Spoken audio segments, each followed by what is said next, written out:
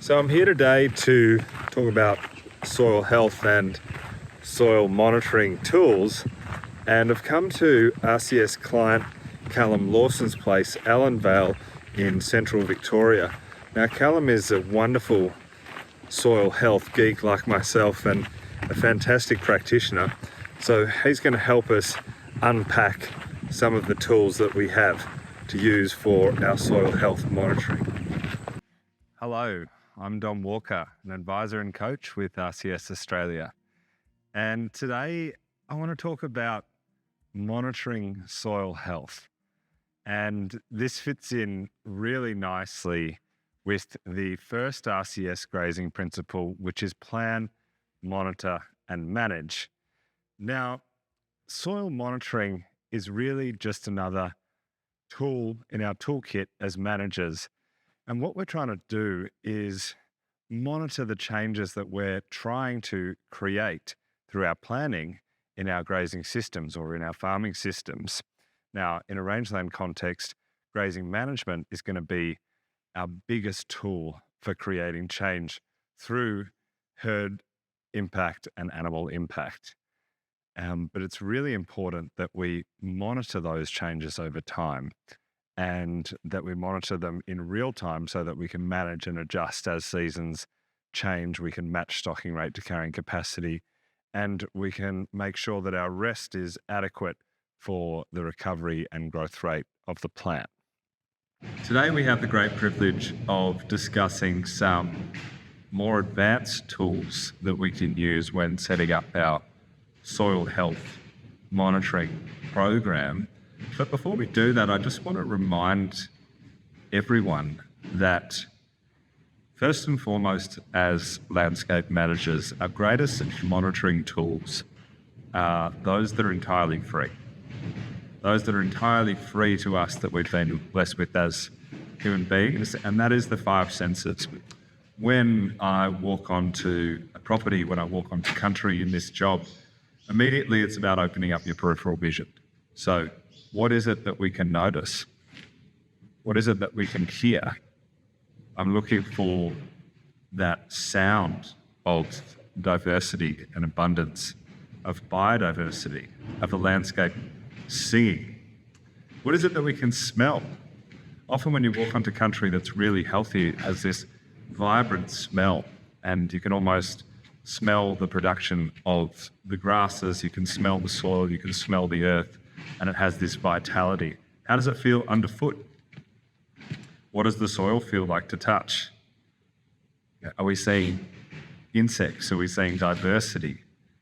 And I think it's really important that before we dive into talking about the complex tools of soil health monitoring, that we just remember that perhaps the most important tools we have are those that are entirely free to us. So get in touch with your country, get in the habit of monitoring country. And one of the first steps in setting up a soil health monitoring program is identifying some sites, some places that we can go and we can come back to on a monthly basis, on a seasonal basis, in the growing season, out of the growing season, or in the rationing period, non-growing season, and we can monitor the health of the landscape. Another tool that just about every farm you should have is a trusty shovel. There's nothing better, in my view, for monitoring changes in soil health over time than digging a hole. So what are we looking for there? We're looking for the depth of roots. How deep are roots penetrating into the soil? We're looking for any hard pan or compaction layers. We're looking for aggregation. So really what we want to see in a healthy soil is that beautiful aggregated chocolate cake soil, deep down into the profile. Often we'll find it in the first top 10 centimetres, maybe top 15 centimetres, but often as we go deeper, we see either a compaction layer or it's just not as friable, the soil becomes tight. So a really simple monitoring tool is digging a hole and measuring the depth of that aggregation. I would love to see aggregation down to 30 centimetres. I'd love to see it down to 60 centimetres. So how deep are the roots and those root exudates and root sugars going down into the soil profile. That's really important. Another tool is our grazing chart. So as grazing managers in a rangeland environment, in an intensive environment, in a temperate environment, we need to be using a grazing chart to capture our yield data, to ensure that we're matching stocking rate to carrying capacity, and to really track our progress over time. How close are we to benchmark carrying capacity? How close are we to that stressful line that none of us want to be above as managers of country and a manager of a livestock enterprise? But importantly, when monitoring soil health over time, how are our paddock yields going? How many SDHs are we pulling out of that paddock on a year-on-year basis? And that's one of those really amazing things that we see time and time again when practitioners start implementing the RCS grazing principles and running a time-controlled grazing system, is we see that constant uplift in paddock yields in terms of the stock days that were actually taken out by animals. And then we might begin to have a conversation about adjusting the benchmark carrying capacity, but only when we see progress year on year on year on year. As part of the Soils and Landscapes project, we have the great privilege today of discussing some more advanced tools that have come to us via Elaine and David von Paint, otherwise known as the Meter Man. And these are some really fantastic, affordable tools to monitor soil health in your system. So the first tool is the Brix meter or a refractometer. So a refractometer is typically used in wine and fruit industries to test the ripeness or sugar content of fruit. So we need adequate sugars in the fruit to create fermentation, to create that alcohol production in a wine context. However, it has amazing application in a grazing system because really, effectively, we're just testing the level of sugar via the dissolved solids in the plant. And that becomes a measure for effective photosynthesis.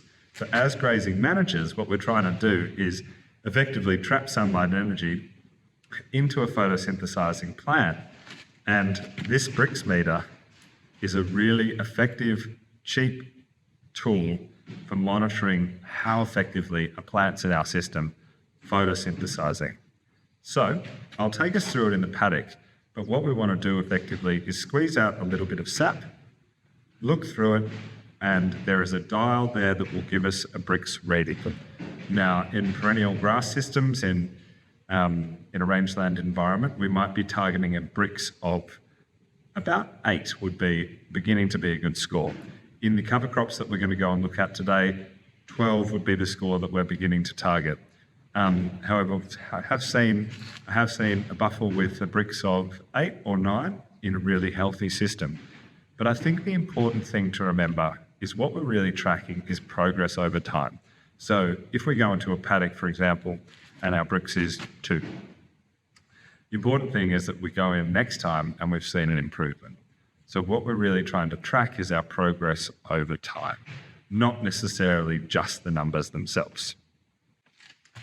The second tool that you all have in your toolkit is a penetrometer. So beyond a shovel and identifying those compaction layers, a penetrometer is an effective mechanism for testing how easy it is or not for plant roots to penetrate the soil. So it's a simple PSI measure, and we're aiming to be below that 300 PSI.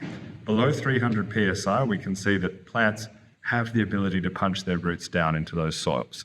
So you want to go and test when there's some moisture in the profile.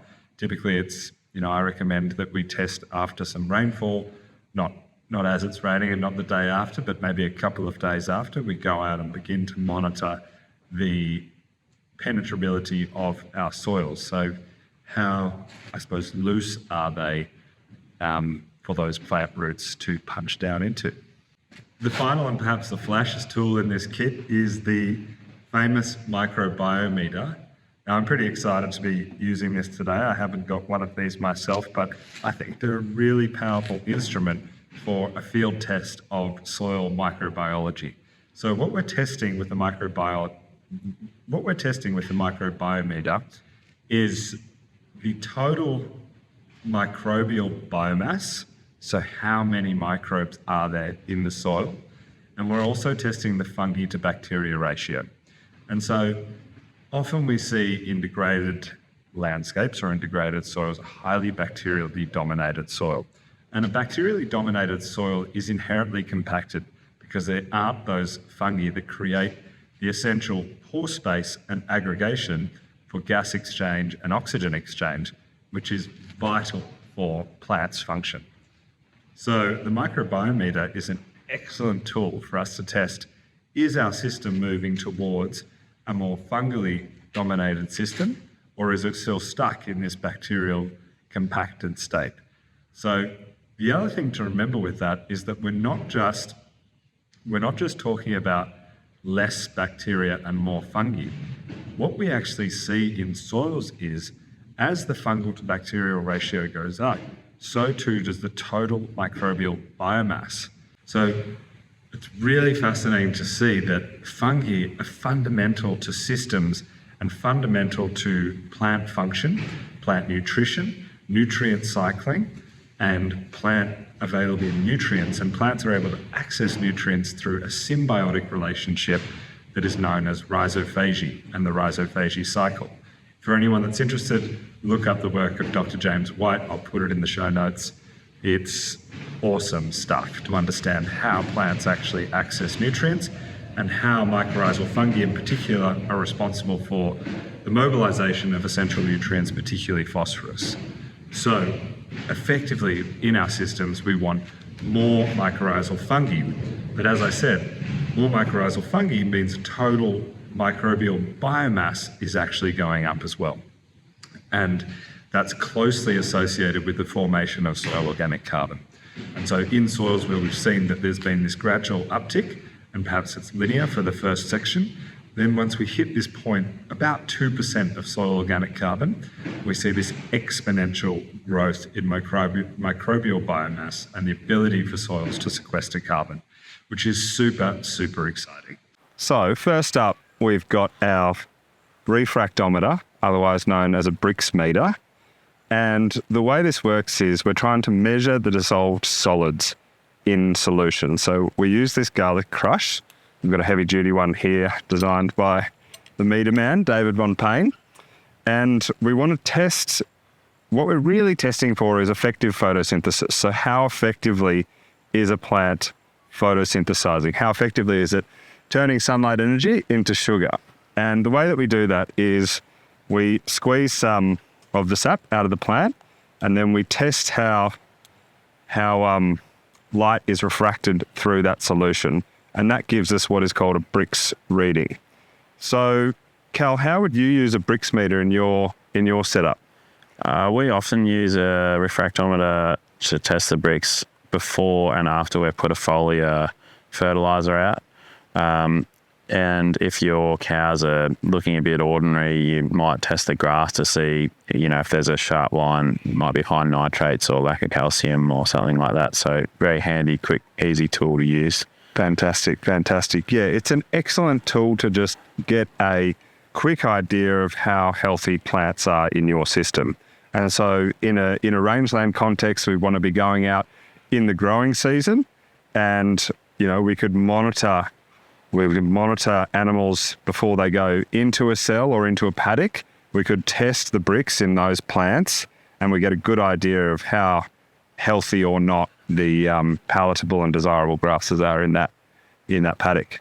All right, so what we've set up here is a really simple monitoring scenario, and you can use star pickets, you can use whatever you like, you can use a bit of string, and what I suggest is that you grab a star picket, put it in the ground, and use that as your soil monitoring site, and do that in a few strategic locations over the property. So what we've done here, we've actually got 4 little squares that we've set up, and what we're going to do is we're going to trial some foliar applications of nutrients and see if we can get a response in the plant. So I'll start here. And what we want to do is we just want to get a little bit of sap. So if we're going to start with these oats, then you just want to grab some new leaves. So we'll just grab them from a few different plants. Now you can either test one specific plant or you can do a transect. And so what we're doing here is we're doing a bit of a transect. So you just grab the leaves. Like.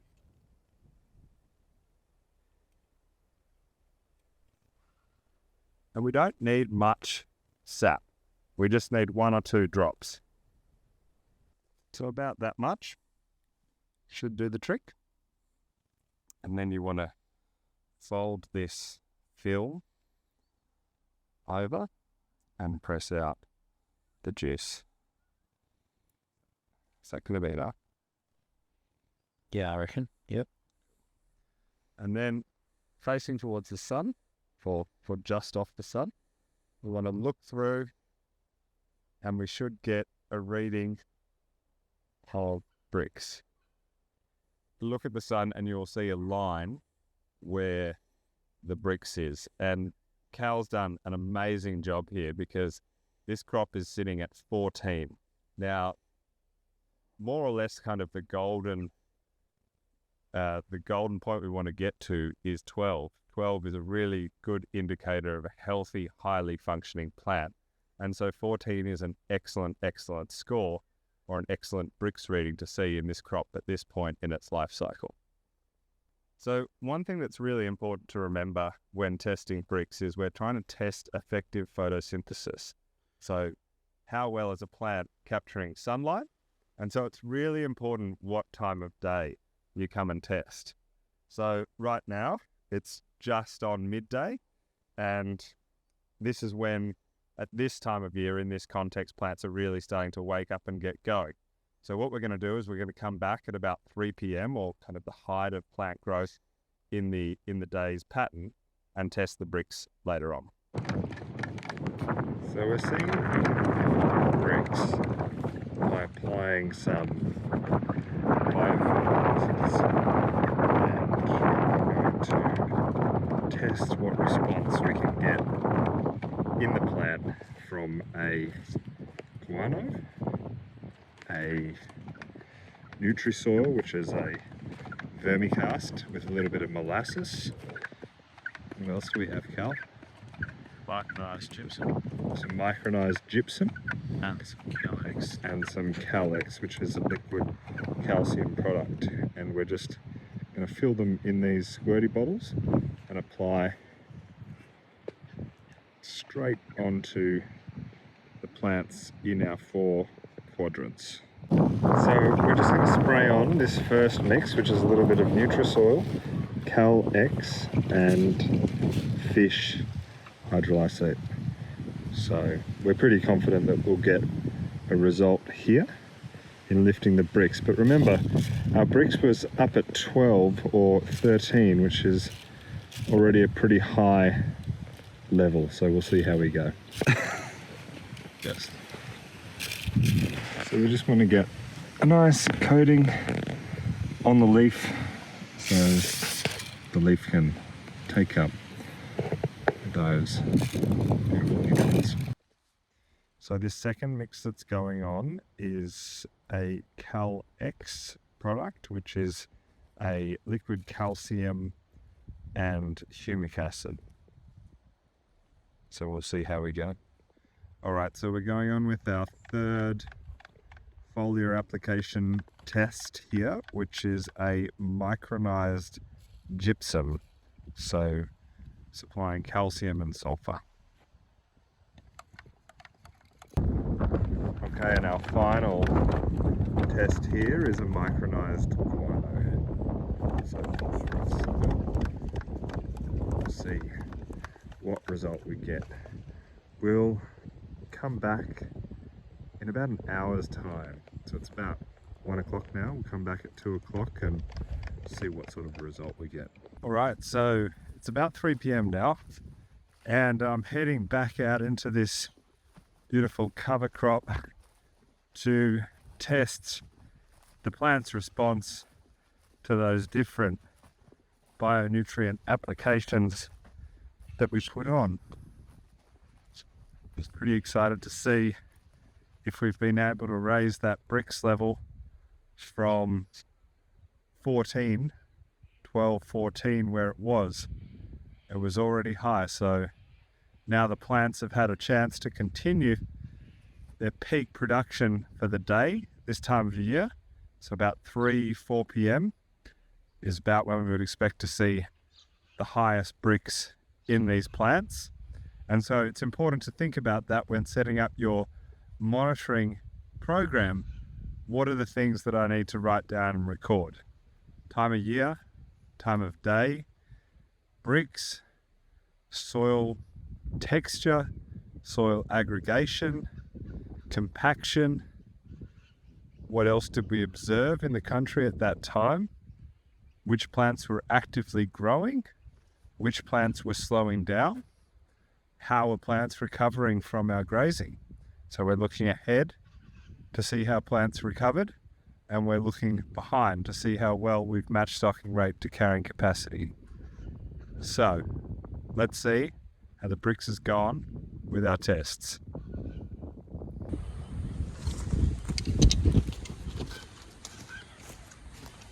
So I'm coming back here.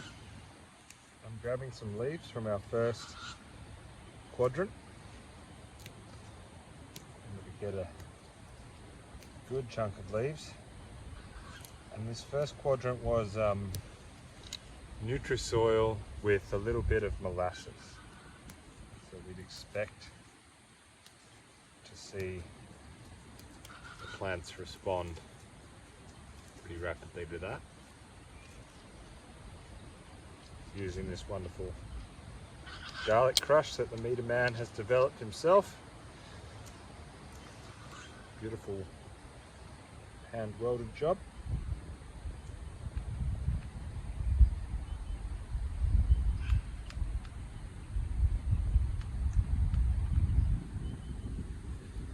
Got my plant sap.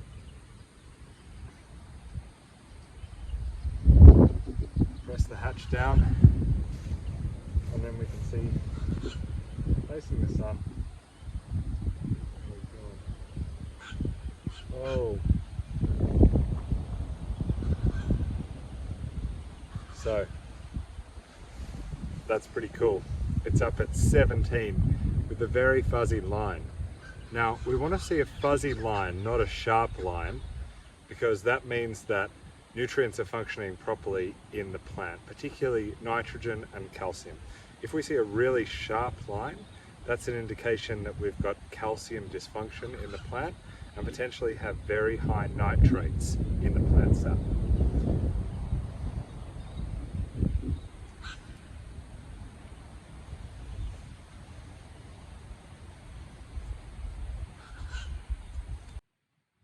So our second transect here, where we applied Cal X, it's a calcium, liquid calcium product, and a little bit of humic acid. So I'm just taking leaves in these oats plants here.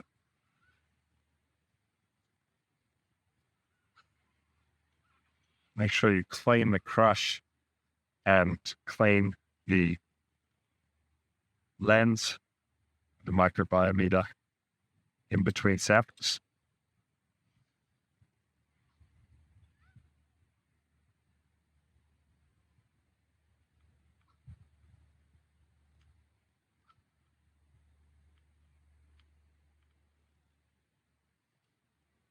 So put my sap. See now, whoops.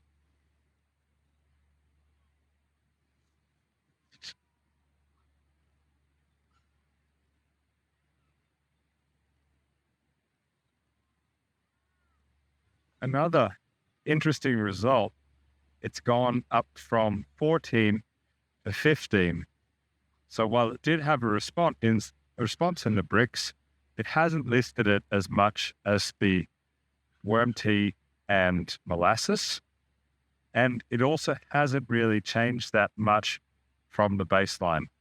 given that we're later in the day, we'd expect to see the Brix slightly higher. So this calcium application hasn't done a whole lot, which tells us that calcium function in these plants and in this soil is actually going pretty well at this point in these crops, I'd say. So our third one here is a micronized gypsum in a biofermenter. So it's bioferment with micronized gypsum, so supplying calcium and sulfur to the plant. Let's see what kind of response we got. I think it's a really cheap and cheerful way to try and test responses in your system. And it's about applying these tools in your context. So even though we're in a temperate, multi-species pasture crop in 600 mil rainfall, that doesn't mean that you couldn't use these tools in your context. You absolutely can. We just need to define what we're monitoring for, what we're trying to measure, and then how we're going to manage. Let's see how we...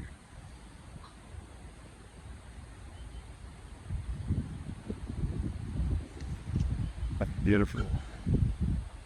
Sap. There. Gypsum.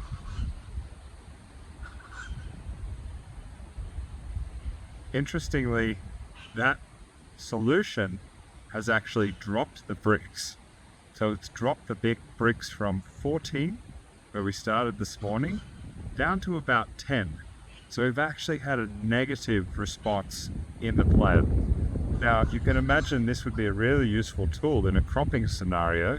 If you had farming country and you were testing applications, let's say you've just gone out with a huge application of urea and you've seen that there's actually a negative response in the plant. Now, what is that telling us about plant health and the soil-plant interaction in our system? So the Brix is a wonderful tool measuring the efficiency and the effectiveness of nutrient applications in our farming systems.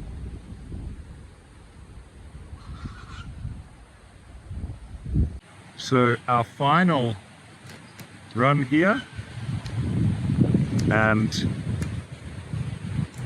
this was an application of guano, phosphorus, which stinks, by the way. I don't know word myself.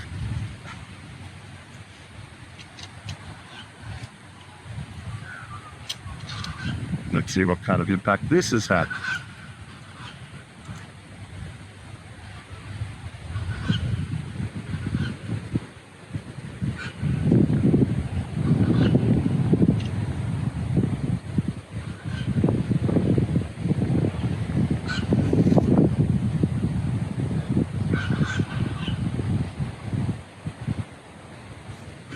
Again, it's dropped the Brix all the way back down to 9. So we can see again, even though intuitively we might think that that's an appropriate application at this point in time, this is a really cheap and easy way to test the effectiveness of our management. Now, if I wanted to apply this to a grazing context, or a extensive grazing context, for example, you could go out into a paddock during the growing season, and it's another way to measure the effective photosynthesis plants in your country. So how well are those palatable and perennial species that we're managing for in our grazing system actually functioning? How healthy are they? So it's a really cheap tool. Get out there, test your Brix, have fun. Here we have a penetrometer. Very helpful tool for figuring out compaction layers at what depth and how hard they are to see what roots might be able to penetrate. Where your limiting factor is sort of what you're trying to figure out here. So we'll give it a go. Hopefully it's not too hard. Up to 200 is sort of the sweet spot, and after that plants start to struggle. The compaction layer, approximately 100 to 150 millimeters, probably a cow / plow pan. It rose above 400 straight away as soon as you got to 150 mil pretty well. So, your roots are going to struggle to get down much further than that. All right, so the next thing that we need to do is collect our sample for our microbiometer test. And just got some sandwich bags here. And we don't need a whole lot of soil. We need about 10 grams for the test. So just going to scoop up some soil here. And we'll be testing our fungal and bacteria ratio, as well as the total biological microbial biomass. So that should be enough soil for our test. We'll take you through it back at the shed. The next site that I wanted to test for our microbiometer comparison is this old undisturbed pasture here. This is a bull paddock, and you can see that it's dominated in this part by this mat of kikuyu. We've got some old stands of rank phalaris and other weedy stuff. And I wanted to see under this matted kikuyu pasture if that tracked with a more bacterially dominated soil. So as part of our soil health monitoring, we've been out in this paddock just here monitoring the cover crop, where we see fantastic Brix levels, and I'll go back out there shortly to test. But I wanted to come around here by the manager's cottage, and we've got these deciduous trees, and I thought that would be a fantastic place just under the tree here, where we've got this leaf litter and leaf fall, to use our microbiometer and see if we can't pick up a difference in the fungi to bacteria ratio. So you can see here under this deciduous tree, we've got this amazing litter layer, and I think this soil under here will give us a very different result in that fungi to bacteria ratio. And I'm keen to see, because we know that forest soils are typically a higher fungi to bacteria ratio than in disturbed or cultivated soils. So I'll be interested to see what the results are. So we've got our 3 samples here to test with our microbiometer kit. We've got our hopefully fungal dominant sample from under the deciduous tree where there was a lot of leaf litter. We've got our presumably bacterial dominant sample from under the matted kikuyu and compacted soil. And we've got our cover crop soil sample. We'll be really interested to see how these different samples play out in terms of their total microbial population, as well as their fungi to bacteria ratio. Now, instead of me fumbling around with this kit, I'm going to link you a video that explains perfectly how to use the microbiometer from Microbiome themselves, and later on we'll review the samples together.